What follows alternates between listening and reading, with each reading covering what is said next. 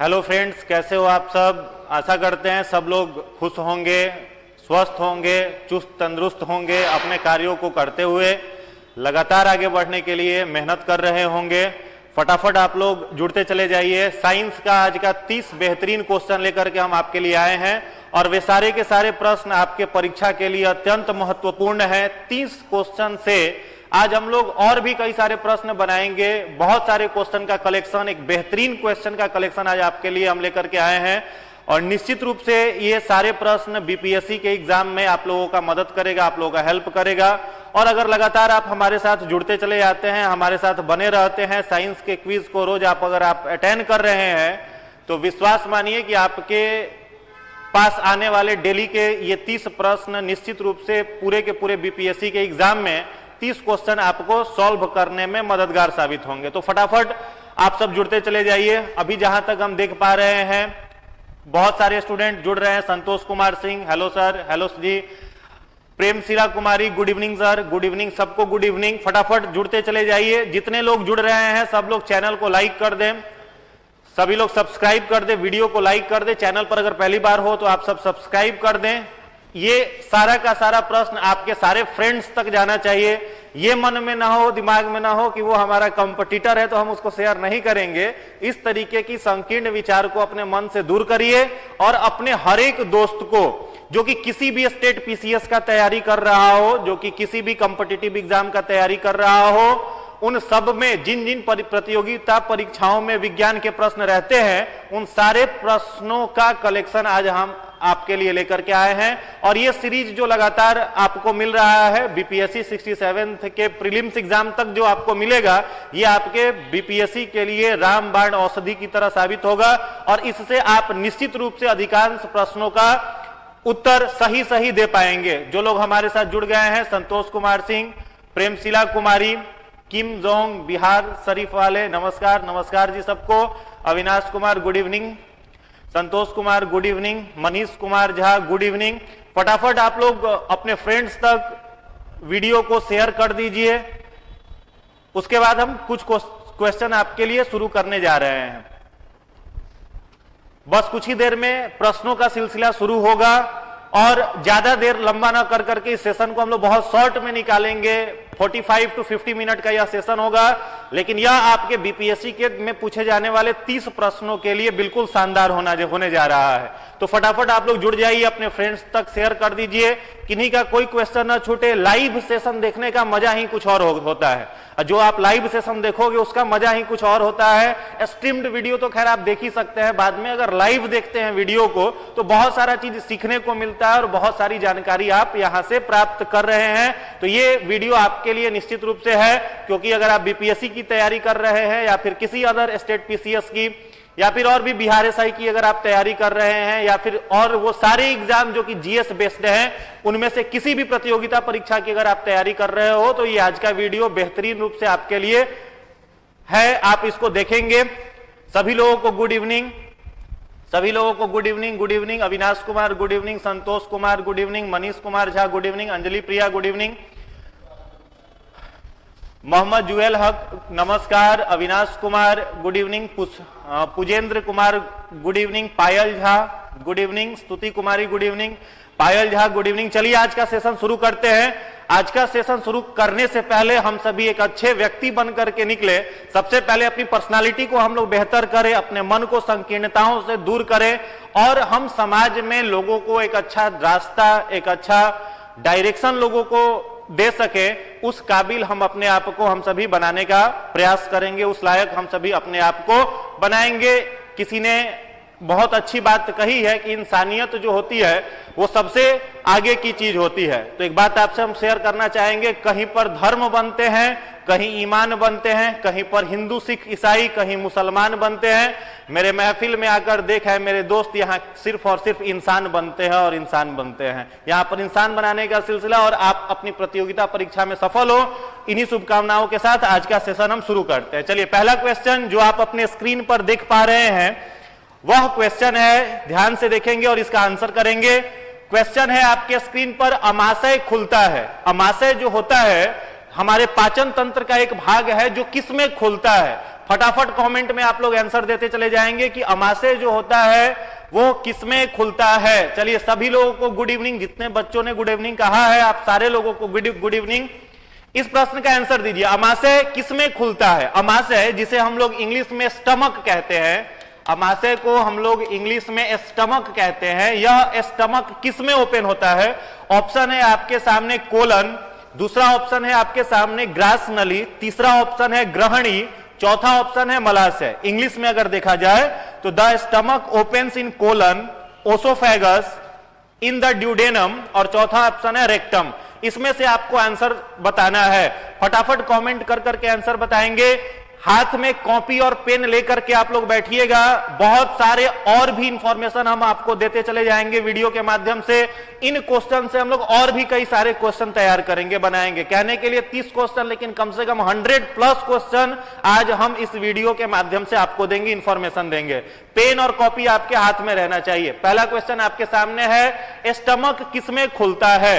अगर हम लोग फिगर से समझना चाहें तो हमारा जो मुख गुहा है वो इस तरीके से हम लोगों के ग्रास नली में खुलता है, ओसोफेगस में खुलता है। यहां हो गया मुख गुहा, ये हो गया ओसोफेगस, और ओसोफेगस खुलता है हम लोगों के अमाशय में, स्टमक में।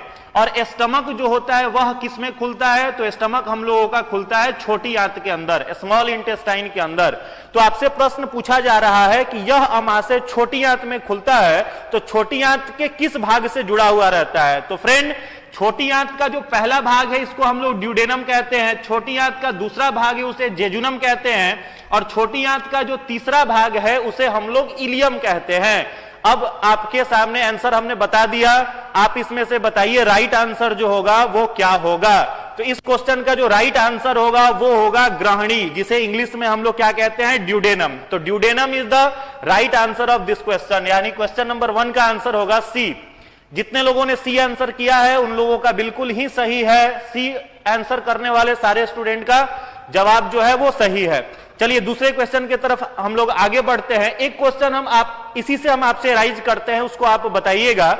यहां पर जो छोटी आंत है, छोटी आंत जो है वो किस में ओपन होती है? तो छोटी आंत ओपन हो जाती है यहां पर बड़ी आंत में, लार्ज इंटेस्टाइन में, यानी स्मॉल इंटेस्टाइन जो है वो लार्ज इंटेस्टाइन के अंदर में क्या होती है? ओपन होती है। तो मेरा प्रश्न आपसे है कि लार्ज इंटेस्टाइन का, बड़ी आंत का जो भाग अपेंडिक्स में खुलता है उसको हम लोग क्या कहते हैं? लार्ज इंटेस्टाइन का, बड़ी आंत का वह कौन सा भाग है जो अपेंडिक्स, अपेंडिक्स आप लोग जान रहे हो बॉडी का क्या है? वेस्टिजियल ऑर्गन है, बेकार का अंग है जिसकी कोई आवश्यकता, कोई उपयोग हमारे लिए नहीं है। 2 अंग मनुष्य में वेस्टिजियल ऑर्गन में काउंट होता है, एक एक्सटर्नल पिन्ना जो कान का बाहरी भाग है, और दूसरा अपेंडिक्स। तो यह अपेंडिक्स लार्ज इंटेस्टाइन के किस भाग से जुड़ा हुआ है? फटाफट कमेंट बॉक्स में आप सब आंसर देते जाएंगे, फटाफट आंसर देते जाएंगे। पहला क्वेश्चन का सी जिन लोगों ने बोला है उनका आंसर सही है। मेरा क्वेश्चन आपसे है कि अपेंडिक्स बड़ी आंत के किस भाग से जुड़ा हुआ है? अपेंडिक्स बड़ी आंत के किस भाग से जुड़ा हुआ है? थोड़ा सा क्वेश्चन कॉम्प्लेक्स है, जिन लोगों ने पढ़ा होगा वो लोग सही आंसर करेंगे। कुंदन भारती कह रहे हैं सीकम, बिल्कुल ही सही जवाब। कुंदन भारती ने जो आंसर दिया है सीकम, छोटी या बड़ी आंत का जो भाग अपेंडिक्स से जुड़ा हुआ रहता है इस भाग को हम लोग कहते हैं सीकम, CEACUM, सीकम, बिल्कुल ही सही जवाब है। एक क्वेश्चन आपके पास आंसर मिला, सीकम जो होता है वहीं से क्या जुड़ा हुआ रहता है? हम लोगों का अपेंडिक्स जुड़ा हुआ रहता है जो कि बड़ी आंत का एक भाग है। चलिए अगले क्वेश्चन की ओर हम लोग आते हैं। आज का दूसरा क्वेश्चन आपके लिए है, कार्बोहाइड्रेट का पाचन कौन करता है? मोस्ट रिपीटेड क्वेश्चन है, कई बार एग्जाम में पूछा हुआ है कि कार्बोहाइड्रेट जो है, जो हम लोग भोजन के रूप में अपने शरीर में लेते हैं, उसका पाचन कौन सा एंजाइम करता है? ऑप्शन में है एमाइलेज, दूसरा ऑप्शन है लाइपेज, तीसरा ऑप्शन है न्यूक्लिएज, चौथा ऑप्शन है trypsin. Carbohydrate is digested by which enzyme? Amylase, lipase, nuclease and trypsin. फटाफट कमेंट बॉक्स में आंसर बताएंगे, फटाफट। मिस्टर जॉर्नी कह रहे हैं बी, प्रेमशिला कुमारी का आंसर ए आ रहा है, बाकी लोगों का आंसर अभी नहीं आ रहा है। फटाफट कमेंट कर करके आंसर बताएंगे। प्रियंका सिंह कह रही हैं ए, पायल झा सीकम, सीकम अब दूसरा था आंसर। राजा कुमार ए कह रहे हैं, कुंदन भारती ए, चंदा झा बी, राजा कुमार ए, और भी बाकी लोग इसका आंसर करिए। कार्बोहाइड्रेट किस चीज का पाचन करता है? कार्बोहाइड्रेट जो है वो किस चीज का पाचन करने का काम करता है? तो देखिए, कार्बोहाइड्रेट जो है वो डाइजेशन किसका, कार्बोहाइड्रेट का डाइजेशन कौन करेगा? तो कार्बोहाइड्रेट का डाइजेशन करने वाला जो एंजाइम है उसे हम लोग कहते हैं एमाइलेज। कार्बोहाइड्रेट का डाइजेशन करने वाला एंजाइम कौन सा है? एमाइलेज। तो जिन लोगों ने ए आंसर करा है बिल्कुल सही है। चलो, मेरा दूसरा क्वेश्चन आपके लिए है कि फैट का इमल्सिफिकेशन, फैट जिसे वसा कहते हैं, वसा का पायसीकरण कौन सा एंजाइम करता है? ऑप्शन यही चारों आपके सामने है, एमाइलेज, लाइपेज, न्यूक्लिएज और ट्रिप्सिन। वसा के पाचन के लिए उत्तरदायी कौन सा एंजाइम है? एमाइलेज, लाइपेज, न्यूक्लिएज या ट्रिप्सिन? फटाफट कमेंट कर करके आंसर बताइए। वसा के पाचन के लिए रिस्पॉन्सिबल कौन सा एंजाइम है? Which enzyme is responsible for digestion of fat? Lipase answer आने लगा, कुछ लोग ट्रिप्सिन भी कह रहे हैं, कुछ लोग लाइपेज, ट्रिप्सिन। कंफ्यूज्ड हैं, बहुत सारे बच्चे कंफ्यूज्ड हैं। देखिए, बिल्कुल आसान है। यहां पर एमाइलेज जो लिखा हुआ है ये तो आपके सामने आ गया आंसर कि यह कार्बोहाइड्रेट का डाइजेशन करता है। Carbohydrate is digested by enzyme. अगर आपसे पूछा जाए वसा, फैट का डाइजेशन कौन करेगा? तो फैट का डाइजेशन करता है लाइपेज, यानी फैट का इमल्सिफिकेशन कौन करेगा? लाइपेज करेगा। तीसरा क्वेश्चन आपके लिए है, which enzyme is help in digestion of protein? Protein का पाचन इनमें से कौन सा एंजाइम करता है? ऑप्शन यही चार है, ऑप्शन यही चार है। क्वेश्चन है मेरा, प्रोटीन के डाइजेशन के लिए रिस्पॉन्सिबल कौन सा एंजाइम है? फटाफट आंसर करिए। प्रोटीन के डाइजेशन के लिए रिस्पॉन्सिबल एंजाइम, निश्चित रूप से यह क्वेश्चन एग्जाम में आने ही आने वाला है। इनमें से जो चार ऑप्शन से हम क्वेश्चन जनरेट कर रहे हैं इसमें से कोई ना कोई क्वेश्चन आना ही आना है, इसलिए ध्यान से इसको बनाएंगे। प्रोटीन के डाइजेशन के लिए कौन सा एंजाइम जिम्मेवार है? प्रोटीन का पाचन कौन सा एंजाइम करता है? ट्रिप्सिन आंसर आने लगा, बच्चे ट्रिप्सिन कह रहे हैं, कुछ लोग डी कह रहे हैं। प्रोटीन का पाचन ट्रिप्सिन करता है। उज्जवल कुमार ट्रिप्सिन, पूजा कुमारी ट्रिप्सिन, चंदा झा ट्रिप्सिन कह रहे हैं, स्तुति कुमारी डी, सुबोध सागर सी, एसके ट्रिप्सिन, अरशद नवाज कह रहे हैं लाइपेज फॉर प्रोटीन। बिल्कुल सही जवाब है। ट्रिप्सिन जो होता है यह किस चीज का पाचन करता है? प्रोटीन। तो प्रोटीन के पाचन के लिए रिस्पॉन्सिबल जो एंजाइम है वो ट्रिप्सिन है। जितने भी लोग वीडियो देख रहे हैं, पहला काम तो आप करिए कि इंफॉर्मेशन जो हम आपको बता रहे हैं कॉपी में लिखते जाइए।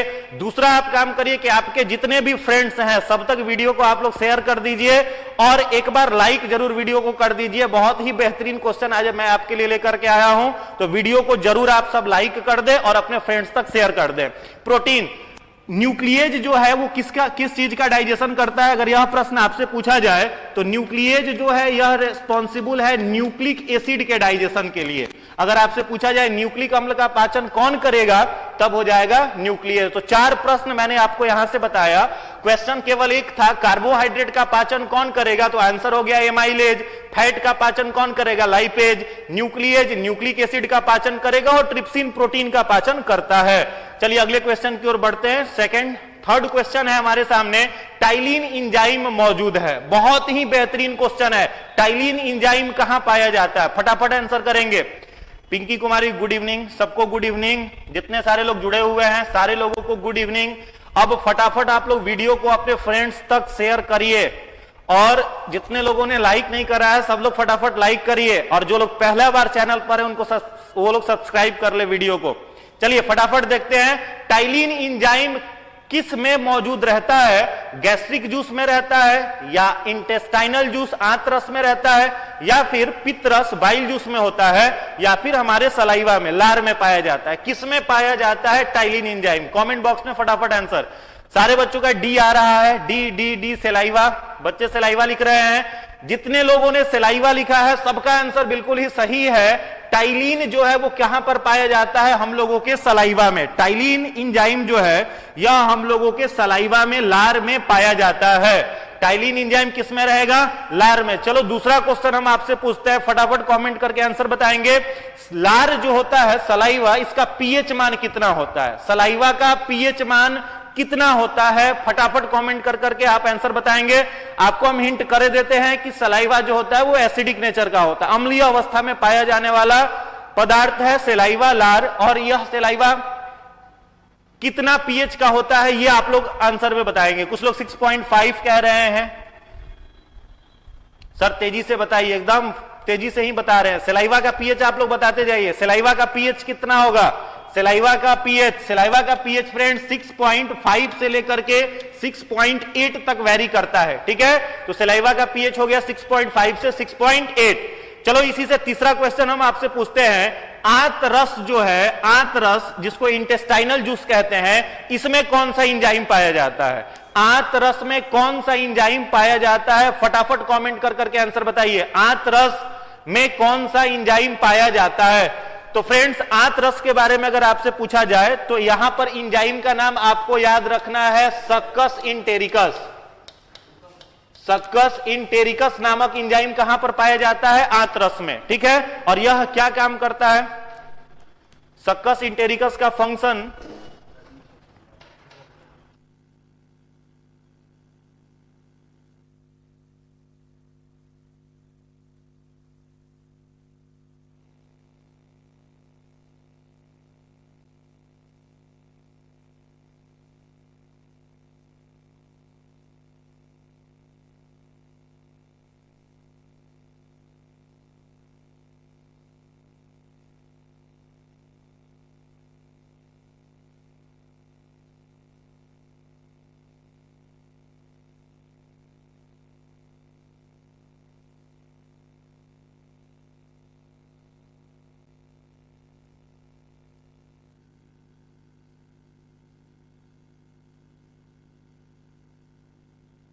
चलिए, थोड़ा सा बस टेक्निकल इशू था, फिर से आप लोग जो लोग जुड़े हुए हैं जुड़े रहिए।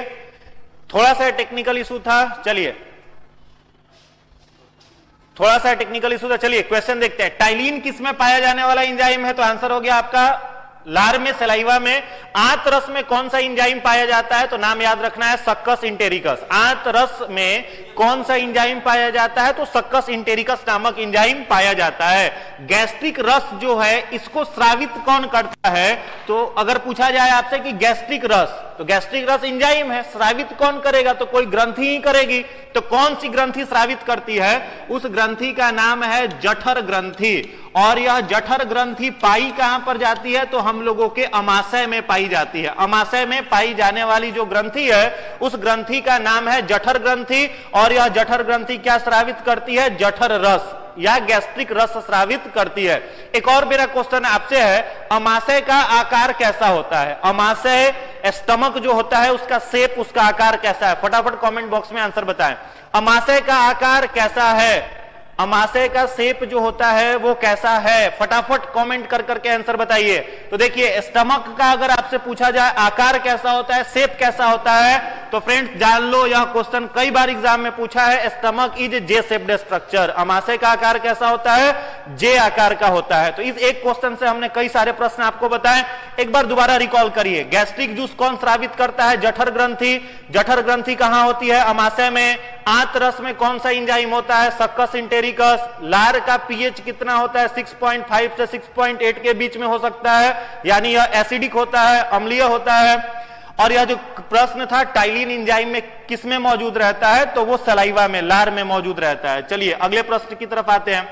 नेक्स्ट क्वेश्चन हम आपके सामने है, इनमें से कौन सा पौधा कीटभक्षी है? इंसेक्टिवोरस। कीटभक्षी का मतलब होता है इंसेक्टिवोरस। इंसेक्टिवोरस कीटभक्षी। चलिए फटाफट आप लोग इसका आंसर बताइए, इनमें से कौन सा पौधा कीटभक्षी है? इनमें से कौन सा पौधा कीटभक्षी है? सोनी कुमारी डी कह रही हैं, रिंकी कुमारी डी, प्रियंका सिंह ए, एसके ऑल, शोभा भारती, नस्पाती कह रहे हैं, अजय कुमार डी। क्लियर नहीं दिख रहा है, मोबाइल का रेजोल्यूशन बढ़ाइए, क्लियर दिखेगा। सी, ए, सी, सी, बहुत सारे लोग कंफ्यूज हो रहे हैं इसमें। सी और ए के बीच में स्टूडेंट लोग कंफ्यूज हो रहा है। चलो इसमें बताना है आपको, इंसेक्टिवोरस प्लांट कौन है? जो कीड़े मकोड़ों को खाता है वह पौधा कौन है? कीड़े मकोड़ों को खाने वाले पौधा का नाम आपको बताना है। तो इसमें से सभी, इनमें से सभी जो भी प्लांट का नाम आप सामने देख रहे हैं, निपेथिस, ड्यूसिडिया या फिर यूट्रिकुलेरिया, और भी कई सारे प्लांट हो सकते हैं। जैसे दो प्लांट के बारे में एकदम आपके एग्जाम में पूछता है, दो प्लांट का नाम आप याद कर लोगे। पहला प्लांट हो गया पीचर प्लांट, और एक दूसरा बहुत ही फेमस प्लांट है जिसका नाम है वेनस फ्लाई ट्रैप। दो पौधा का नाम याद कर लोगे, पहला पीचर प्लांट और दूसरा एक पौधा है जिसका नाम है भेनस फ्लाई ट्रैप। ये दो पौधे कैसे होते हैं? कीटभक्षी। यानी 3 प्लांट का नाम आपके सामने है और ये 2 प्लांट और 5 पौधे कैसे होते हैं? कीटभक्षी, जो कीड़े मकोड़ों को खाते हैं, प्रकाश संश्लेषण नहीं करते। चलिए आज का 5वां क्वेश्चन है। 5वां प्रश्न है, मनुष्य में कितने प्रकार के दांत पाए जाते हैं? मनुष्य में कितने प्रकार के दांत पाए जाते हैं? मनुष्य में कितने प्रकार के दांत पाए जाते हैं? फटाफट कमेंट कर करके आंसर बताइए। दोस्तों तक जरूर इस वीडियो को आप शेयर कर दीजिए ताकि ज्यादा से ज्यादा लोगों तक यह वीडियो पहुंच सके। मनुष्य में कितने प्रकार के दांत पाए जाते हैं? तो सब लोग जान रहे हो, 4 प्रकार के दांत मनुष्य में पाए जाते हैं। कौन कौन से वो दांत हैं? पहला जो दांत होता है उसे हम लोग कहते हैं इंसीजर। पहला जो दांत होता है इसे हम लोग कहते हैं इंसीजर। दूसरा प्रकार का जो दांत होता है इसे कहते हैं हम लोग केनाइन। तीसरा जो टीथ होता है इसको हम लोग कहते हैं प्री मोलर। और चौथा जो टीथ होता है इसे हम लोग कहते हैं मोलर। ये 4 प्रकार के दांत हम लोगों में पाए जाते हैं। ठीक है, तो 4 प्रकार के दांत मनुष्य में है। एक प्रश्न आपको और हम बताना चाहेंगे, आपसे पूछा जा सकता है कि मनुष्य का दांत के आधार पर और क्या क्या नाम हो सकता है? तो ह्यूमन बॉडी में दांत कितनी बार आता है? 2 बार। इसलिए मनुष्य को द्विदंती भी कहा जाता है। इंग्लिश में डिफोडोंट कहते हैं। डिफोडोंट किसका नाम हो गया? ह्यूमन का ही, क्योंकि जन्म के बाद दांत 2 बार आता है। एक बार मिल्क टीथ, दूसरी बार permanent teeth. That's why we all are diphyodont organism. दूसरा आपसे प्रश्न पूछ सकता है, मनुष्य को और किन नाम से आप जान सकते हो दांत के आधार पर? तो एक हेट्रोडोंट भी वर्ड ह्यूमन को दिया जाता है, जिसे हिंदी में विषम दंती कहते हैं। आप देख रहे हो 4 प्रकार का दांत है, इसलिए मनुष्य का नाम दिया जाता है विषम दंती, हेट्रोडोंट। ठीक है, तो ह्यूमन को ही हेट्रोडोंट भी कहा जाता है। चलिए आज के छठे क्वेश्चन की तरफ हम लोग बढ़ते हैं। छठा क्वेश्चन आपके सामने है, ऑक्सेनोमीटर का उपयोग किसमें किया जाता है? फटाफट आंसर बताएंगे। ऑक्सेनोमीटर का उपयोग किसमें किया जाता है? ऑप्शन है प्रकाश संश्लेषण का दर मापने के लिए, वृद्धि मापने के लिए। किसकी वृद्धि? तो पौधों की वृद्धि।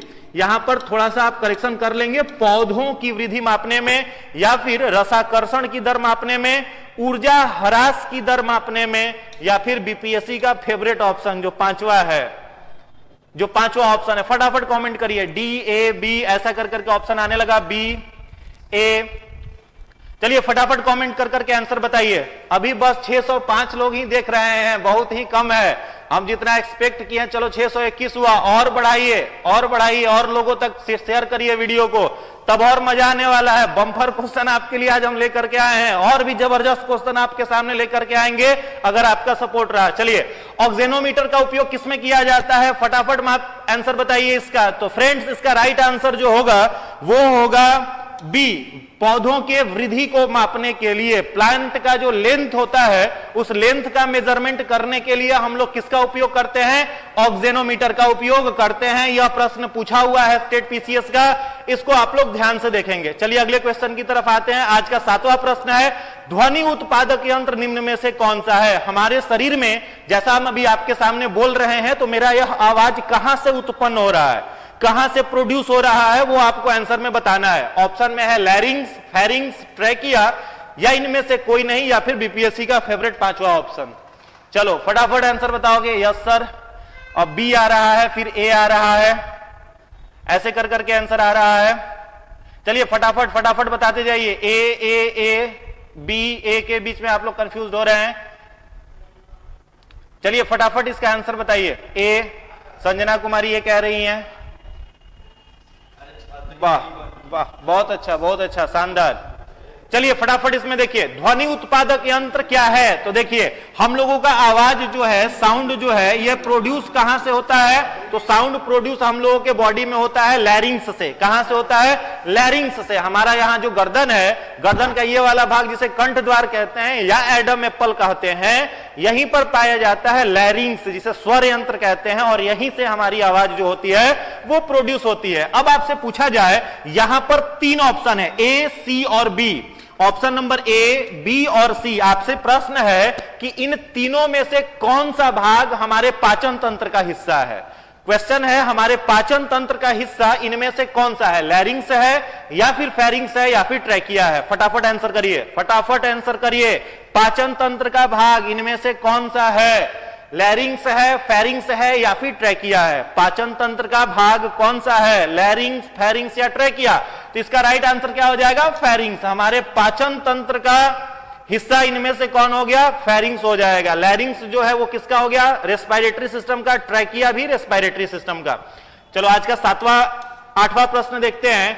अनॉक्सी श्वसन में कुल कितना एटीपी तैयार होता है? अनॉक्सी श्वसन में कुल कितना एटीपी तैयार होता है? अनॉक्सी श्वसन का मतलब यहां पर है अनऑक्सी, जिसमें ऑक्सीजन का उपयोग नहीं किया जाता है, यानी यहां पर आप कह सकते हैं फॉर्म्ड इन ऑक्सीजन ब्लड। यहां पर अनऑक्सी ना होकर के ऑक्सी हो जाएगा। थोड़ा सा क्वेश्चन को सुधार लेंगे। यहां पर क्वेश्चन है अनऑक्सी ना होकर के क्या हो जाएगा? ऑक्सी। ऑक्सी श्वसन में कुल कितना एटीपी बनता है? ऑक्सी श्वसन यानी जब हम लोग एरोबिक रेस्पिरेशन करते हैं तो कितना एटीपी तैयार होता है? जब हम लोग एरोबिक रेस्पिरेशन करते हैं तो कुल कितना एटीपी तैयार होता है? बताइए। 2 एटीपी, 6 एटीपी, 8 एटीपी या 38 एटीपी? इनमें से क्या होगा? तो ऑक्सी श्वसन जो है, ऑक्सीजनेटेड जो हम लोग रेस्पिरेशन करते हैं, एरोबिक वायवीय श्वसन करते हैं, उसमें एटीपी जो होता है, ग्लाइकोलाइसिस और क्रेब साइकिल जब दोनों को मिला देते हैं तो कितना मोल एटीपी तैयार होता है? 38 मोल एटीपी तैयार होता है। चलो अगला क्वेश्चन है, क्वेश्चन नंबर 9। पौधों में श्वसन कैसे होता है? पौधे किस अंग से श्वसन करते हैं? जाइलम के द्वारा या फ्लोएम के द्वारा, स्टोमाटा के द्वारा या क्लोरोफिल के द्वारा? फटाफट आंसर बताइए। पौधे रेस्पिरेशन किससे करते हैं? पौधों में रेस्पिरेशन करने के लिए बिल्कुल बिल्कुल जो लोग 38 एटीपी बता रहे हैं सबका सही आंसर है। जो लोग 38 एटीपी बता रहे हैं सबका सही आंसर है। एक बार वीडियो को जोरदार तरीके से लाइक कर दीजिए, अपने फ्रेंड्स के बीच में शेयर कर दीजिए, बार बार कहना ना पड़े। फटाफट शेयर करिए और आंसर देते जाइए। कमेंट बॉक्स में लिखने का प्रयास सब लोग करो। जितना ज्यादा आप कमेंट बॉक्स में लिखेंगे उतना ही चीजें आपको याद होती चली जाएंगी। चलो क्वेश्चन है आपके सामने, पौधों में श्वसन करने वाला कौन सा अंग है? तो इसका जो राइट आंसर है वो राइट आंसर क्या हो जाएगा? स्टोमाटा। स्टोमाटा। स्टोमाटा जो होता है उसके द्वारा पौधे क्या करते हैं? श्वसन करते हैं। एक क्वेश्चन मेरा आपसे है, पौधों में जल का आपूर्ति करने के लिए कौन सा उत्तरदायी है? पौधों में वाटर जो होता है उसके ट्रांसपोर्टेशन के लिए इनमें से कौन सा पार्ट काम करता है? क्या जाइलम करता है या फिर फ्लोएम करता है या क्लोरोफिल करता है या स्टोमेटा करता है? आंसर बताइए। पौधों में जल का ट्रांसपोर्ट कौन करता है? तो आंसर क्या हो जाएगा? जाइलम। याद रखना है, जल मतलब जाइलम, जल मतलब जाइलम। फ्लोएम किस चीज का ट्रांसपोर्टेशन करता है? तो फूड। फ्लोएम मतलब फूड, और प्लांट का फूड क्या होता है? तो ग्लूकोज या फिर कार्बोहाइड्रेट। इसका ट्रांसपोर्ट कौन करता है? फ्लोएम करता है। ठीक है। और स्टोमाटा जो है यह क्या काम करता है? तो पौधों में श्वसन का काम करता है। या फिर पूछा जाए आपसे कि पौधों में जल के अवशोषण का केंद्र कौन सा है? Site of absorption of water in plants. एक प्रश्न है मेरा आपसे, site of absorption of water in plant, पौधों में जल के अवशोषण का केंद्र कौन सा है? तो इसका आंसर आप क्या दोगे? तो इसका आंसर भी हो जाएगा स्टोमाटा। तो 4-5 इंफॉर्मेशन आपको मिला। जाइलम वाटर को कंडक्ट करेगा, फ्लोएम जो है वो फूड को करेगा, स्टोमाटा जो है वो जल के अवशोषण का भी केंद्र है और पौधों में श्वसन का भी काम करता है, और क्लोरोफिल जो होता है ये भोजन को बनाने में, प्रकाश संश्लेषण में मदद करता है। चलिए अगले क्वेश्चन की ओर बढ़ते हैं। Question number 10। सर्वग्राही कौन से रुधिर वर्ग का होता है? सर्वग्राही माने किसी को देने का मामला नहीं है, बस सबसे क्या करेगा? ले सकता है, किसी का भी ब्लड ग्रुप ले सकता है। यानी 4 प्रकार के जो ब्लड ग्रुप है, ए है, बी है, ए बी है और ओ है, ये 4 प्रकार के ब्लड ग्रुप होते हैं। तो इनमें से कौन सा ब्लड ग्रुप किसी का भी रक्त ले सकता है? इनमें से कौन सा ब्लड ग्रुप किसी से भी रक्त ले सकता है? इसके बारे में बताइए। ए या ओ या बी या ए बी ओ बी या ए? इसमें फटाफट आप लोग आंसर बताते चले जाइए। क्वेश्चन नंबर 10 का आंसर फटाफट दीजिए। क्वेश्चन नंबर 10 का आंसर कमेंट बॉक्स में आने लगा है आंसर। सर्वग्राही जो रक्त समूह है यह किसे कहा जाता है? तो सर्वग्राही कहा जाता है किसे? एबी को।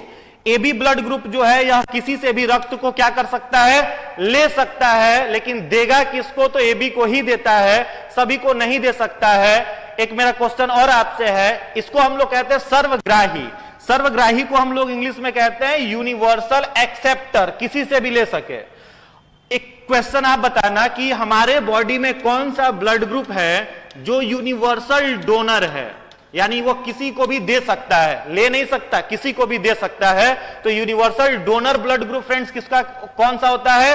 ओ होता है। तो अगर आपसे पूछा जाए सर्वदाता, सर्वलेवता नहीं, ग्राही नहीं, सर्वदाता, सर्वदाता ब्लड ग्रुप कौन सा है? ओ है, यूनिवर्सल डोनर। और वहीं पर ए बी जो है यह कैसा ब्लड ग्रुप है? सर्वग्राही, सबका यह ले सकता है। तो 10 का राइट आंसर हो जाएगा ए। चलिए क्वेश्चन नंबर 11 की तरफ आते हैं। 11 नंबर क्वेश्चन है, ईईजी मशीन का उपयोग किसको नापने में किया जाता है? ईईजी मशीन का उपयोग किस चीज के मेजरमेंट में किया जाता है? फटाफट कमेंट कर करके आंसर बताइए। ओ आने लगा। स्मिता शंकर कह रहे हैं बी, पायल झा बी, राहुल राणा बी। चलिए इतना तेजी में आपका कमेंट आ रहा है, हम फिर बाद में सभी का कमेंट देखेंगे, सबका कमेंट पढ़ेंगे। और अगर आप लगातार जुड़े रहते हैं तो रिजल्ट साइंस का तो हम गारंटी लेते हैं, सारा का सारा प्रश्न आप सॉल्व कर करके आएंगे, अगर पूरे मन से कॉपी पेन हाथ में लेकर के बैठे हुए हो तो। चलो ईईजी मशीन देखिए, ईईजी जो लिखा हुआ है इसका फुल फॉर्म होता है इलेक्ट्रो इनसेफेलोग्राफ। ईईजी जो लिखा हुआ है इसका फुल फॉर्म होता है इलेक्ट्रो इनसेफेलोग्राफ। तो जो बच्चे थोड़ा सा बस दिमाग लगाएंगे वो लोग इसका आंसर दे देंगे। आप लोग कई बार कंफ्यूज होकर के इसका आंसर मारते हो लंग्स, फेफड़े के बारे में आप मार देते हो, लेकिन गलत है। इलेक्ट्रो इनसेफेलो, तो इनसेफेलो जो है वो किसके अध्ययन को कहा जाता है? तो ब्रेन के अध्ययन को, मस्तिष्क के अध्ययन को क्या कहा जाता है? इनसेफोलॉजी। ठीक है, तो ईईजी है यहां पर, इसलिए इसका सही आंसर क्या हो जाएगा? मस्तिष्क। ईईजी मशीन के द्वारा किसका अध्ययन करा जाता है? मस्तिष्क की गतिविधियों को देखने के लिए ईईजी मशीन का उपयोग किया जाता है। चलो एक मेरा क्वेश्चन आपसे है, ईसीजी मशीन, अगर आपसे क्वेश्चन पूछे ईसीजी इलेक्ट्रोकार्डियोग्राफ, ईसीजी का मतलब electro, C for cardio and G for graph. तो इलेक्ट्रोकार्डियोग्राफ डिवाइस और machine is used to detect what? ठीक है, किस चीज को डिटेक्ट करने में इसका उपयोग किया जाता है? चलिए फटाफट बताइए। हार्ट आंसर आने लगा, बिल्कुल सही जवाब है। ईसीजी मशीन का उपयोग किसकी गतिविधियों को देखने के लिए करा जाता है? तो इसका राइट आंसर हो जाएगा हार्ट। ठीक है, हार्ट के फंक्शन को देखने के लिए ईसीजी मशीन और ईईजी मशीन का उपयोग मस्तिष्क के कार्यों को देखने के लिए। क्वेश्चन नंबर 12 की तरफ आते हैं। हीमोग्लोबिन किसका महत्वपूर्ण घटक है? यानी ब्लड के किस भाग में हीमोग्लोबिन होता है? क्या यह आरबीसी में होता है? क्या यह डब्ल्यूबीसी में होता है? क्या यह प्लेटलेट्स में होता है या फिर प्लाज्मा में होता है या फिर प्रोटोप्लाज्मा में होता है? फटाफट आंसर करेंगे। हीमोग्लोबिन किस में पाया जाता है? हीमोग्लोबिन एक लौह अयस्क है जिसकी कमी से एनीमिया नामक रोग हो जाता है। अगर पूछा जाए आपसे कि एनीमिया बीमारी रक्त में किस चीज की कमी से होती है, तो हीमोग्लोबिन की कमी से होती है, जिसके कारण शरीर में ऑक्सीजन और कार्बन डाइऑक्साइड का आदान प्रदान डिस्टर्ब हो जाता है।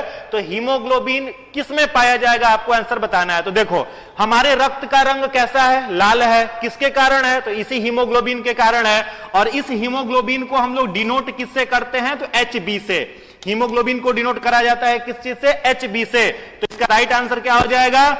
ए हो जाएगा, आरबीसी। आरबीसी में हीमोग्लोबिन पाया जाता है, बाकी किन्हीं में नहीं, ना तो डब्ल्यूबीसी में, नहीं प्लेटलेट्स में, नहीं प्रोटोप्लाज्म में। ठीक है, तो 12 का आंसर हो जाएगा ए। चलिए अगला क्वेश्चन की तरफ आते हैं। क्वेश्चन नंबर 13, लाल रक्त कणिकाएं आरबीसी किस नाम से जानी जाती है? बहुत ही शानदार और लाजवाब क्वेश्चन है, ध्यान से इसका आंसर देंगे, निश्चित रूप से सही आप बताओगे, निश्चित रूप से सही बताओगे। ये सारे लेक्चर हम ले चुके हैं और उसका वीडियोस YouTube पर सर के चैनल पर डाला हुआ है, वहां से भी जाकर के आप मेरा क्लास इसका देख सकते हैं और सारे इंफॉर्मेशन आपको मिल जाएंगे।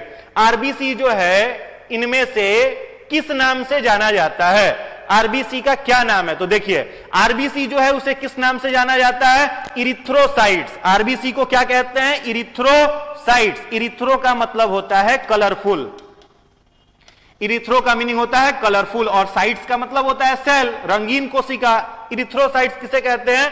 आरबीसी को। ल्यूकोसाइट्स किसे कहा जाता है? तो याद रखोगे ल्यूकोसाइट्स किसे कहते हैं हम लोग? डब्ल्यूबीसी को। और यहां पर जो तीसरा लिखा हुआ है थ्रोम्बोसाइट्स, ये कहा जाता है प्लेटलेट्स को। तो चलो इतना सारा इंफॉर्मेशन आपको मिला। इरिथ्रोसाइट्स आरबीसी को, ल्यूकोसाइट्स डब्ल्यूबीसी को, थ्रोम्बोसाइट्स प्लेटलेट्स को। कभी अब ब्लड आप चेक कराओगे अपना तो जो रिपोर्ट डॉक्टर देता है वो वहां डब्ल्यूबीसी, आरबीसी और प्लेटलेट्स नहीं लिखा रहता है, वहां पर वो क्या लिखा हुआ देता है, वहां पर लिखा रहेगा इरिथ्रोसाइट्स। तो समझ लेना बात आरबीसी की हो रही है, या फिर अगर लिखा हुआ रहे थ्रोम्बोसाइट समझ लेना बात प्लेटलेट्स की हो रही है, या फिर अगर ल्यूकोसाइट्स लिखा हुआ हो तो बात डॉक्टर किसका करना चाह रहा है, डब्ल्यूबीसी का। चलिए नेक्स्ट क्वेश्चन है आपके सामने, क्वेश्चन नंबर 14। मानव रुधिर का पीएच क्या होता है? चलिए आंसर फटाफट दीजिए। मानव रुधिर का पीएच, कमेंट रुका हुआ है, फटाफट आंसर दीजिए। मानव रुधिर का पीएच क्या होता है? What is the pH value of human blood? What is the pH value of human blood? मानव रुधिर का पीएच कितना होता है? थोड़ा सा हिंट आपको दे देते हैं कि मानव का जो रक्त होता है वह किस नेचर का होता है? बेसिक, क्षारीय होता है। और सब लोग जान रहे हो कि 7 से अगर कम किसी का पीएच हो तो वो हो जाता है अम्लीय। अगर किसी का पीएच 7 के बराबर हो, इक्वल टू 7 हो, तो वो हो जाता है न्यूट्रल। और अगर किसी का भी पीएच 7 से अधिक हो, 7 से अधिक अगर किसी का पीएच हो तो वो हो जाता है आपका बेसिक, क्षारीय हो जाता है। तो चलो इतना तो सब लोग जान रहे हो, 6ठी 7वीं क्लास में पढ़े होंगे। ब्लड का एग्जैक्ट पीएच आपसे पूछा जा रहा है, तो राइट आंसर इसका क्या होगा? 7.4। रक्त का पीएच मान पावर ऑफ हाइड्रोजन, पीएच मतलब पावर ऑफ हाइड्रोजन, तो रक्त का जो पावर ऑफ हाइड्रोजन होता है वो होता है 7.4। रक्त कैसा सॉल्यूशन है? तो आपको याद रखना है blood is a colloidal solution. रक्त कैसा विलयन होता है? तो कोलोइडल विलयन होता है। यह भी प्रश्न पूछा हुआ है। रक्त कैसा विलयन है? कोलोइडल। कोलोइडल का मतलब क्या? वैसा चीज जिसे हम लोग फिल्टर पेपर पर छान नहीं सके, वो चीज जिसे को फिल्टर पेपर पर छाना नहीं जा सके उस विलयन को कहा जाता है कोलोइडल। तो रक्त को छानने के लिए किसका उपयोग किया जाता है? तो ब्लड को छानने के लिए हम लोग उपयोग करते हैं एक इंस्ट्रूमेंट का, एक मशीन का उपयोग हम लोग करते हैं जिसको डायलिसिस मशीन कहते हैं। डायलिसिस मशीन के द्वारा रक्त को छाना जाता है। रक्त कैसा सॉल्यूशन है? कोलोइडल सॉल्यूशन है। चलिए अगला क्वेश्चन देखते हैं, क्वेश्चन नंबर 15। आरएच फैक्टर का पता किसने लगाया था? बहुत ही शानदार क्वेश्चन। आरएच फैक्टर का पता किसने लगाया था? आरएच फैक्टर का पता किसने लगाया था? फटाफट कमेंट कर करके आंसर बताइए। आरएच फैक्टर का पता किसने लगाया था? आरएच फैक्टर का पता किसने लगाया था? देखो अब जिसके ब्लड ग्रुप में आप सुनते होंगे किसी का ब्लड ग्रुप पॉजिटिव है, किसी का ब्लड ग्रुप निगेटिव है। कोई आपको कर कहता होगा यार मेरा तो AB निगेटिव ब्लड ग्रुप है, या कोई कहता होगा यार मेरा A पॉजिटिव ब्लड ग्रुप है। तो पॉजिटिव और निगेटिव वाला मामला क्या है? जिसके भी ब्लड ग्रुप में ये आरएच फैक्टर पाया जाता है उसका ब्लड ग्रुप होता है पॉजिटिव, और जिसके ब्लड ग्रुप में यह आरएच फैक्टर नहीं होता उसका ब्लड ग्रुप होता है निगेटिव। तो बताना है आपको कि यह आरएच फैक्टर जो है इसके बारे में पता लगाने वाले वैज्ञानिक जो थे वो कौन थे? फटाफट कमेंट कर करके इसका आंसर बताइए। इसका जो राइट आंसर निकल करके आ रहा है वो होगा लैंडस्टीनर। एक वैज्ञानिक थे जिनका नाम था लैंडस्टीनर। उन्होंने आरएच फैक्टर के बारे में पता लगाया था। साथ ही साथ अगर आपसे पूछा जाए फ्रेंड, आरएच फैक्टर का तो पता लैंडस्टीनर ने लगाया ही था। अगर क्वेश्चन थोड़ा सा हम ट्विस्ट करें और पूछें कि ब्लड ग्रुप के बारे में बताने वाले वैज्ञानिक कौन थे? ब्लड ग्रुप के बारे में जो कि अभी हमने थोड़ी देर पहले कहा ए बी और ओ, जो 4 प्रकार के ये ब्लड ग्रुप हैं, इनके बारे में भी बताने वाले कौन वैज्ञानिक थे? तो आप आंसर क्या दोगे? लैंडस्टीनर ही थे। लैंडस्टीनर ने ब्लड ग्रुप के भी बारे में बताया था और आरएच फैक्टर के बारे में भी बताने वाले वैज्ञानिक यही थे। अब आपसे पूछे कि आरएच का मतलब क्या होता है? तो देखो आरएच का मतलब जो होता है वो होता है रीसस। एक अफ्रीका में पाया जाने वाला बंदर की प्रजाति है जिसका नाम है रीसस मंकी। क्या नाम है? रीसस मंकी, रीसस बंदर। इसी से यह आरएच उसी के ब्लड ग्रुप से देख करके बताया गया था। तो आरएच फैक्टर का मतलब रीसस मंकी से लिया जाने वाला यह था। चलो 2 इंफॉर्मेशन, ब्लड ग्रुप के बारे में बताने वाले लैंडस्टीनर, आरएच फैक्टर के बारे में बताने वाले लैंडस्टीनर। आरएच फैक्टर में आरएच का मतलब बंदर का नाम, रीसस मंकी। चलो नेक्स्ट क्वेश्चन है, क्वेश्चन नंबर 16। रक्त समूह के खोजकर्ता कौन है? क्वेश्चन है आपके सामने, रक्त समूह के खोजकर्ता कौन है? रक्त समूह का पता किसने लगाया था? जो अभी हमने आपसे पूछा, तो क्या आंसर निकल करके आ जाएगा? लैंडस्टीनर। Question number 17। इनमें कौन बुद्धि और चतुराई का केंद्र है? कई बार प्रश्न पूछा है। प्रीवियस ईयर जब आप घटना चक्र वाली किताब बनाएंगे जो स्पेशल बीपीएससी की आती है, या फिर कोई भी किताब क्वेश्चन बैंक आप सॉल्व करेंगे, तो ये प्रश्न मिलना ही मिलना है। अभी हमको जहां तक याद आ रहा है 64 या 65 बीपीएससी में भी यह प्रश्न पूछा हुआ है, इनमें से कौन बुद्धि और चतुराई का केंद्र है? चलिए फटाफट कमेंट कर करके आंसर बताइए। फ्रेंड्स तक वीडियो को जरूर पहुंचा दीजिए, और एक बार सब लोग, जितने लोगों ने लाइक नहीं किया है, फटाफट लाइक करें, पहले लाइक करें, और बेहतरीन क्वेश्चन आपके लिए लेकर के आए हैं।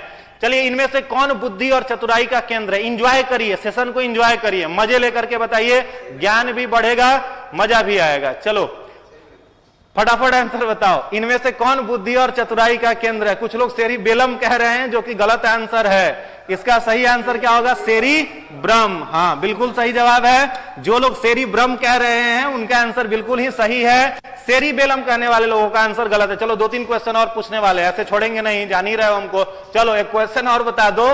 सेरिबेलम जो होता है, प्रश्न आपसे है कि सेरिबेलम क्या काम करता है? फटाफट आंसर दीजिए। सेरिबेलम का क्या काम है? बुद्धि और चतुराई का केंद्र सेरिब्रम, लेकिन सेरिबेलम का क्या कार्य है? बिल्कुल कमेंट बॉक्स में जो बच्चे लिख रहे हैं बैलेंस करना, हमारे शरीर को बैलेंस करने का काम कौन करता है? तो सेरिबेलम करता है। अगर कोई व्यक्ति अल्कोहल पी ले, जो कि अपने बिहार में तो बंद ही है, तो उसके मस्तिष्क का कौन सा भाग कार्य नहीं करता, निष्क्रिय हो जाता है, तो वो सेरिबेलम ही हो जाता है। तो उसको पूरी दुनिया नाचती हुई दिखाई देती है। नाचता बेचारा खुद है, लेकिन दुनिया उसको दिखाई देती है नाचती हुई। तो उसका यह सेरिबेलम जो होता है वो डैमेज हो जाता है। शरीर को बैलेंस करने का काम किसका? सेरिबेलम का। बुद्धि और चतुराई का केंद्र कौन? सेरिब्रम। मेडुला का अगर आपसे काम पूछा जाए तो याद रखोगे, यह श्वसन के दर को नियंत्रित करता है। श्वसन दर को नियंत्रित करने का काम किसका है? मेडुला का है। नियंत्रित करने का काम मेडुला का है। एक बार में एक स्वस्थ व्यक्ति कितना बार रेस्पायरेट करेगा? तो 15 से 17 बार, जो नॉर्मल रेस्पायरेशन का रेट है, इनहेलेशन और एक्सहेलेशन का, वो नियंत्रित कौन करता है? तो यही मेडुला ऑब्लेंगाटा करता है। एक और क्वेश्चन चलो लगे हाथ बता ही दो। क्वेश्चन अगर आपसे पूछा जाए कि मानव मस्तिष्क का कौन सा भाग सबसे बड़ा होता है? मानव मस्तिष्क का कौन सा भाग सबसे बड़ा होता है? फटाफट कमेंट करिए। सबका कमेंट देख रहे हैं हम, फटाफट कमेंट करिए। मानव मस्तिष्क का कौन सा भाग सबसे बड़ा होता है? मानव मस्तिष्क का कौन सा भाग बड़ा होता है? लिखा हुआ है, ऑप्शन यही है, इसी ऑप्शन में बताना है। मानव मस्तिष्क का कौन सा भाग सबसे बड़ा है? तो राइट आंसर होगा सेरिब्रम ही सबसे बड़ा भाग है। मानव मस्तिष्क का सबसे बड़ा भाग सेरिब्रम, और यह सेरिब्रम मस्तिष्क के किस भाग का हिस्सा है? अग्र मस्तिष्क। कौन सा मस्तिष्क? अग्र मस्तिष्क। फोर ब्रेन इसको कहते हैं। और पूछा जाए कि मानव मस्तिष्क का सबसे छोटा हिस्सा कौन सा है, तो आंसर निकल करके क्या आएगा? Cerebellum. Cerebellum is the smallest part of the human brain, while cerebrum is the largest part of the human brain. चलो अगले क्वेश्चन की तरफ आते हैं। Question number 18। क्वेश्चन नंबर 18 देखिए, इनमें कौन फल पकाने में प्रयुक्त होता है? आपके सामने अलग अलग हार्मोन्स लिखे हुए हैं, plant hormone, previous year question है। बताओ फटाफट कौन सा हार्मोन फलों को पकाता है? Which hormone is responsible for ripening of fruits? Which hormone is responsible for ripening of fruit? कुछ लोग सी कह रहे हैं, देखते हैं कि सही आंसर क्या है। इथिलीन, इथिलीन, फटाफट। वाह, प्रिया भारती सी कह रही हैं, सुबोध सागर सी कह रहे हैं। चलिए सबका कमेंट जबरदस्त आ रहा है। हाँ, आज के सेशन में अगर 30 में 30 जिसने सही कर दिया, निश्चित मानो एकदम बीपीएससी है, उसका फाइनल है, एक सीट उसका रिजर्व्ड है इस बार। ठीक है, चलो इनमें से कौन सा फल पकाने में प्रयुक्त होता है? तो फल पकाने वाला जो हार्मोन है वो है एथिलीन। कौन सा है? एथिलीन। तो जिन लोगों ने सी आंसर टिक किया है, बिल्कुल सही जवाब है। एक क्वेश्चन मेरे तरफ से आपके लिए, बोनस पॉइंट। चलो बताओगे कौन सा हार्मोन पेड़ पौधों की लंबाई बढ़ाने का काम करता है? पेड़ पौधों की लंबाई बढ़ाने वाला हार्मोन कौन सा है? ऑप्शन यही 4, ऑक्सिन, जिब्रेलिन, एथिलीन और साइटोकाइनिन। ऑप्शन है ऑक्सिन, जिब्रेलिन, एथिलीन और साइटोकाइनिन, पेड़ पौधों की लंबाई को बढ़ाने वाला हार्मोन। कमेंट करिए फटाफट फटाफट कमेंट बॉक्स में। पेड़ पौधों की लंबाई को बढ़ाने वाले हार्मोन का नाम, पेड़ पौधों के लंबाई को बढ़ाने वाले हार्मोन का नाम। चलो आंसर निकल करके आ रहा है ऑक्सिन। ऑक्सिन क्या काम करता है? तो प्लांट में ग्रोथ करता है। It is called growth promoting hormone. अगर आपसे पूछा जाए कि यार जिब्रेलिन लिखा हुआ है, कई लोग सोच में पड़े होंगे क्या काम करता है, तो याद रखोगे यह डोरमेंसी को तोड़ता है। किसकी डोरमेंसी को तोड़ता है? सीड के। सीड को ग्रो करने का काम कौन करता है? जिब्रेलिन। सीड के डोरमेंसी को तोड़ता है। इथिलीन जानी गए फल को पकाने वाला हार्मोन है। ये बेचारा डी चुपचाप बैठा हुआ है मुंह बना करके, इसका भी कुछ बता ही देते हैं। तो यह जो है साइटोकाइनिन, यह कोशिका विभाजन का काम करेगा। इसको काहे लिए छोड़ दिया जाए, बेचारा चुपचाप उदास बैठा हुआ है। यह क्या काम करेगा? कोशिका विभाजन, सेल डिवीजन करने का काम किसका है? साइटोकाइनिन का है। चलो 4 क्वेश्चन आपका यहां से भी तैयार हुआ। क्वेश्चन नंबर 19 के तरफ आते हैं। 19 है, गैस के रूप में पाया जाने वाला कौन सा हार्मोन है? एक ही पौधा का हार्मोन है, बाकी सब लिक्विड है। एक ही पौधा का हार्मोन है जो गैसियस स्टेट में पाया जाता है, उस हार्मोन का नाम बताइए। चलिए फटाफट कमेंट देख रहे हैं सभी का कमेंट देख रहे हैं, फटाफट आंसर दीजिए, फटाफट आंसर दीजिए। गैस के रूप में पाया जाने वाला हार्मोन, चलो आंसर आने लगा। D, ethylene. इथिलीन इथिलीन बिल्कुल सही जवाब है। जितने लोगों ने इथिलीन कहा है उन सबको बहुत बहुत बधाई हो। इथिलीन जो है वो इसका राइट आंसर है। गैस के रूप में पाया जाने वाला इकलौता प्लांट हार्मोन कौन सा है? इथिलीन है। चलिए नेक्स्ट क्वेश्चन की तरफ बढ़ते हैं। अगला क्वेश्चन हमारे सामने है 20 नंबर। किस हार्मोन के अधिक स्राव से जाइगेंटिज्म नामक रोग होता है? किस हार्मोन के अधिक स्रावित होने के कारण जाइगेंटिज्म एक रोग है जिसका नाम है जाइगेंटिज्म। कई जगह पर जाइगेंटिज्म न लिख करके इस रोग को एक्रोमीगेली भी लिखा हुआ रहेगा। जाइगेंटिज्म या एक्रोमीगेली भी लिखा हुआ रहेगा। बतिया इज सेम। जाइगेंटिज्म और एक्रोमीगेली दोनों एक ही बीमारी है, एक ही रोग है। यह किस हार्मोन के ज्यादा सेक्रेट होने से होता है? आंसर आने लगा ग्रोथ हार्मोन, ए डी। कुछ लोग डी कह रहे हैं, कुछ लोग बी कह रहे हैं, कुछ लोग ए कह रहे हैं। सब जवाब तो आप ही लोग दे रहे हैं। चलिए देखिए, ग्रोथ हार्मोन, यह इस रोग में होता क्या है समझो। जाइगेंटिज्म डिजीज में मनुष्य के हड्डियों की लंबाई जरूरत से ज्यादा बढ़ जाती है। जो हड्डी है जरूरत से ज्यादा बढ़ जाता है। कुछ लोगों को देखोगे ताड़ के पेड़ जैसा दिखेगा, लंबा ज्यादा होता है। कुछ लोगों को देखोगे शॉर्ट हाइट का रहता है, जिसको हम लोग बौना कहते हैं। तो जो बौना है वो भी रोग है, और जो जरूरत से ज्यादा हाइट का है वो भी रोग है। तो जो जरूरत से ज्यादा हाइट का है उस रोग को कहा जाता है जाइगेंटिज्म, और जो जरूरत से ज्यादा कम हाइट का है उसको कहा जाता है ड्वार्फिज्म। तो दोनों यह काम को नियंत्रित करने का जो हार्मोन है वह है वृद्धि हार्मोन। ग्रोथ हार्मोन ही जरूरत से ज्यादा लंबाई को बढ़ा देता है, जिसे जाइगेंटिज्म कहते हैं। इस रोग में क्या होगा? हाइट जो होगा वो जरूरत से ज्यादा बढ़ जाएगा। अगर यह हार्मोन अधिक के जगह पर कम स्रावित हो तो कौन सा रोग हो जाएगा? याद रखोगे, ड्वार्फिज्म। कौन सा रोग? ड्वार्फिज्म। ग्रोथ हार्मोन के कम सेक्रेट होने से ड्वार्फिज्म, अधिक सेक्रेट होने से एक्रोमीगेली या जाइगेंटिज्म। अगला क्वेश्चन नंबर 21 फटाफट आंसर दीजिए। क्वेश्चन नंबर 21 फटाफट आंसर दीजिए। सीएनजी का मुख्य घटक क्या है? निम्नलिखित में से सीएनजी का मुख्य घटक क्या है? हम देख रहे हैं कमेंट, फटाफट कमेंट करिए। अभिजीत कुमार कह रहे हैं ए, विकास कुमार कह रहे हैं ए, अजय कुमार सी। आज का सेशन जितने लोगों ने देखा है और जितने लोगों ने पूरा 30 में 30 सही आंसर किया है, बिल्कुल उनका सीट जो है वो रिजर्व है। साइंस उनका बेहतर है, साइंस जो है वो उनका बेहतर है निश्चित रूप से। तो चलिए फटाफट बताइए इसका आंसर कि सीएनजी का मुख्य घटक क्या है? सीएनजी का मुख्य घटक, सीएनजी का मतलब क्या होता है? Compressed natural gas.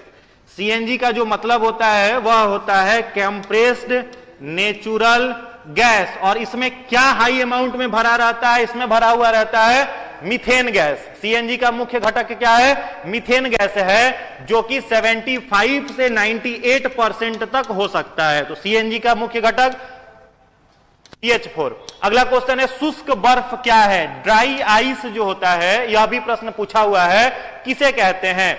Dry ice जो है वह किसे कहा जाता है? क्या ठोस पानी को बोलते हैं, क्या ठोस कार्बन डाइऑक्साइड को बोलते हैं, या फिर निर्जल बर्फ को बोलते हैं, या ठोस हाइड्रोजन पेरोक्साइड को बोला जाता है? ड्राई आइस किसे कहा जाता है? फटाफट आंसर बताइए, फटाफट आंसर बताइए। कमेंट हम देख रहे हैं, फटाफट आंसर बताइए। जितने लोगों ने ठोस कार्बन डाइऑक्साइड आंसर टिक करा है उनका आंसर बिल्कुल ही सही है।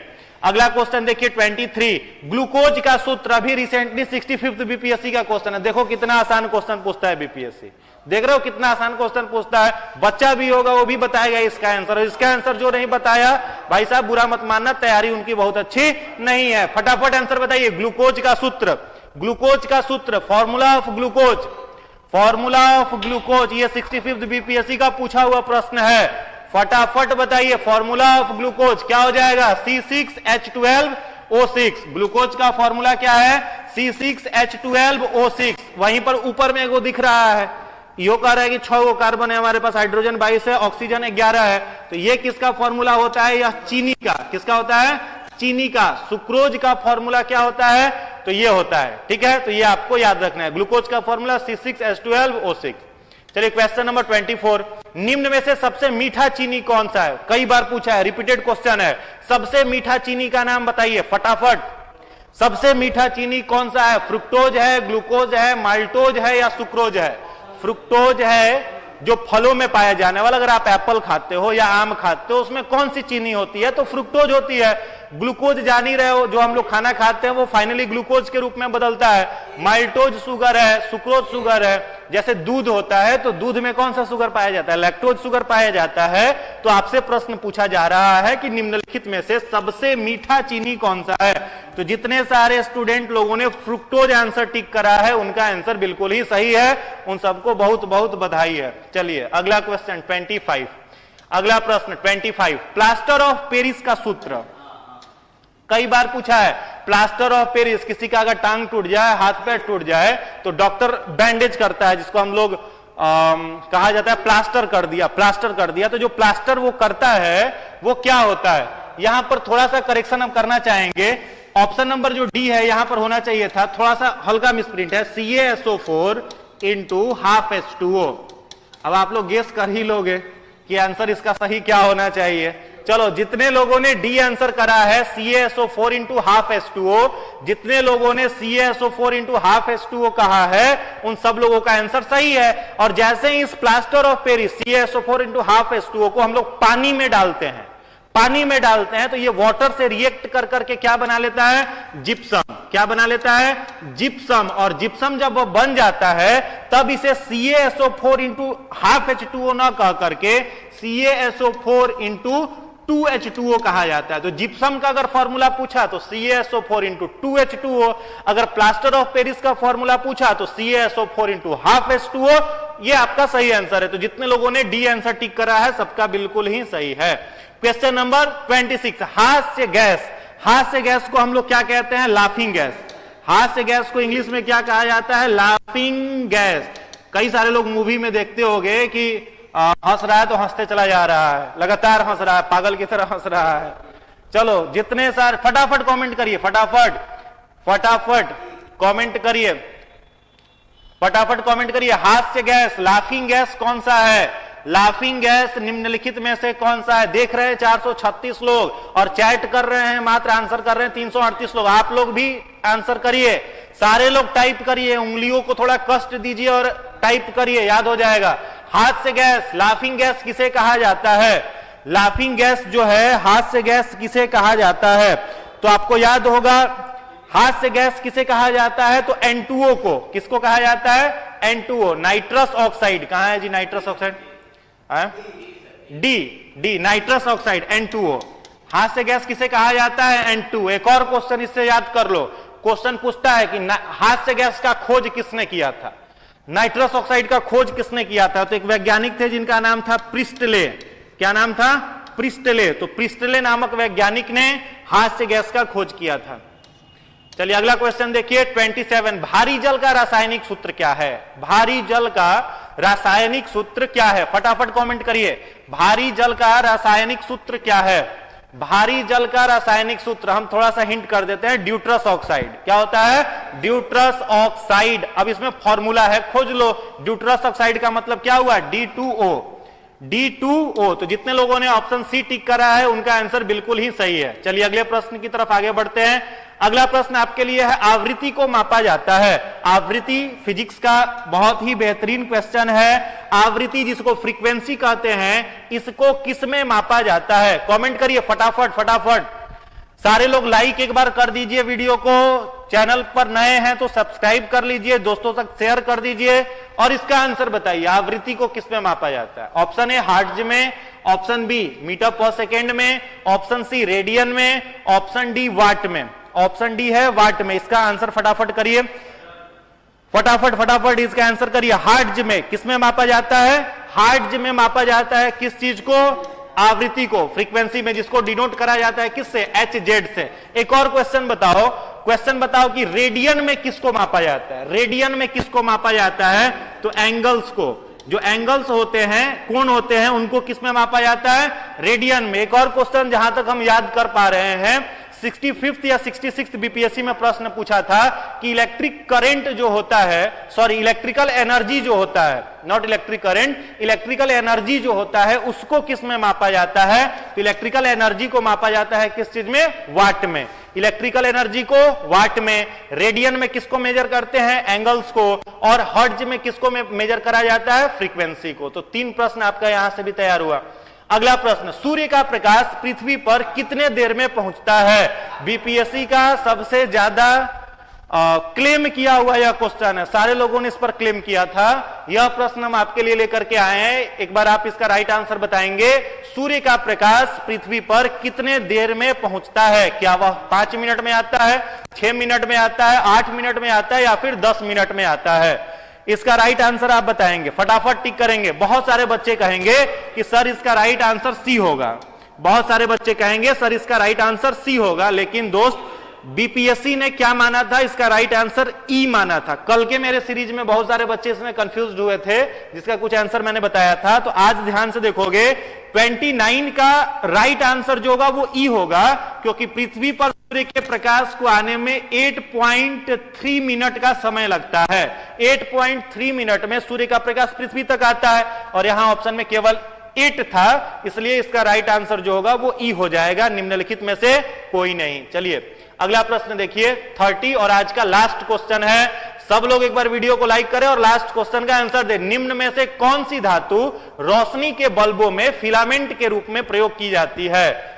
फिलामेंट के रूप में प्रयोग की जाती है। फटाफट इसका आंसर बताइए, फटाफट आंसर बताइए। 482 लोग देख रहे हैं, 482। चलिए फटाफट, निम्नलिखित में से कौन सी धातु रोशनी के बल्बों में फिलामेंट के रूप में उपयोग की जाती है? तो दोस्त इसका राइट आंसर क्या हो जाएगा? टंगस्टन। ठीक है, तो जितने लोगों ने टंगस्टन टिक करा है उनका राइट आंसर है। फटाफट एक बार जोड़ करके आप बता दीजिए कि किसका कितना नंबर आया। खूब मन लगा करके पढ़िए, पूरे जोश और एनर्जी के साथ पढ़िए। इस बार रिजल्ट आपका है। चलते चलते 2 शब्द आपके लिए, सजती रहे खुशियों की महफिल, हर खुशियां सुहानी हो। आप सब अपने जिंदगी में इतना खुश रहो कि खुशियां आपकी दीवानी हो। बहुत बहुत धन्यवाद। आप लोग एक बार जोड़ करके अपना आंसर किसका कितना आया वो कमेंट बॉक्स में